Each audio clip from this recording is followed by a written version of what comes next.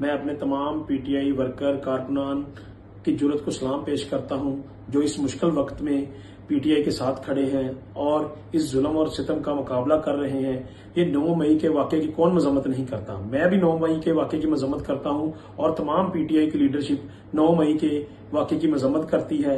लेकिन इस 9 मई की आड़ में जो मजलूम कारकुनान को तंग किया जा रहा है, उनकी फैमिली को तंग किया जा रहा है, ये जुल्म की अंधेरी रात इंशाअल्लाह जल्द खत्म होगी और अच्छी सुबह का आगाज होगा।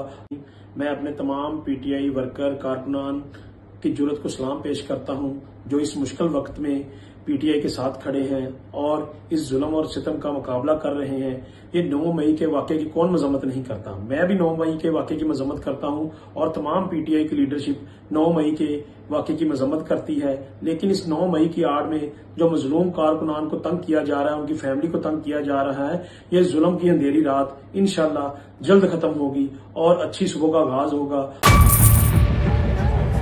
बजट 2023-24 की सबसे बड़ी ट्रांसमिशन बोल एक मर्तबा फिर सबसे आगे।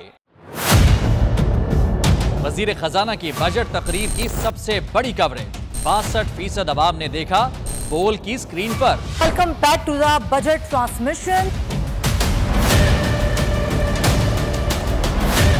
सबसे बड़े पैनलिस्ट और रिपोर्टर्स की बड़ी टीम ने बजट के लम्हे लम्हे की अपडेट से किया बाखबर अपनी आवाम को। गुजरात रज़ाक में यूं कह रहा हूं कि एक तरफ ये ख्वाहिश है कि लोगों को रिलीफ दी जाए क्योंकि इलेक्शन सर पर है, तो कोई ऐसा बजट दे जो पॉपुलिस्ट हो। क्योंकि बोल रखता है खबर के हर पहलू पर नजर। बोल है सबसे आगे सबसे पहले।